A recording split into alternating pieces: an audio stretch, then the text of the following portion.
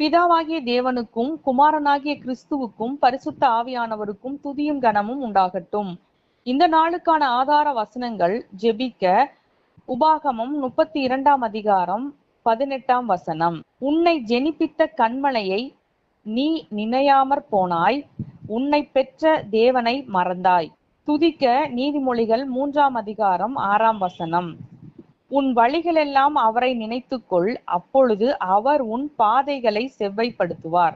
தேவனுடைய சாயலில் உண்டாக்கப்பட்டிருக்கிற நாம் ஒவ்வொருவரும் அவரை எப்பொழுதும் நினைக்க வேண்டும், அவரை மறந்துவிடக்கூடாது.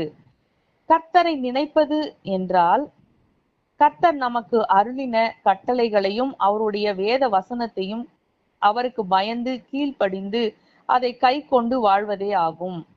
அப்படி நாம் செய்கிறவர்களாய் இருக்கும் பொழுதுதான் கர்த்தரிடத்தில் அன்பு செலுத்துகிறவர்களாய் இருக்கிறோம்.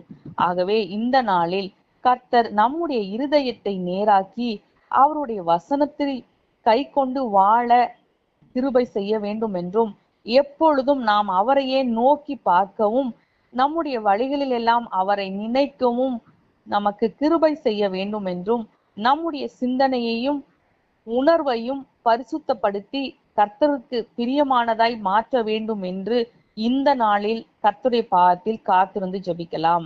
துதிக்க வேண்டியது, ஒருவன் தன் வழிகளில் எல்லாம் கர்த்தரை நினைத்து அவருக்கு பிரியமானதையே செய்து வந்தால் நிச்சயமாகவே கர்த்தர் அவனுடைய வாழ்வில் உள்ள தீமைகள் எல்லாம் அகற்றி அவனுடைய வழிகளை செம்மைப்படுத்துவார் என்று வேதத்தில் நமக்கு வாக்கு கொடுத்திருக்கின்றபடியால் அந்த நல்ல வாக்கை நமக்கு தந்த தேவனை போற்றி துதிப்போம்.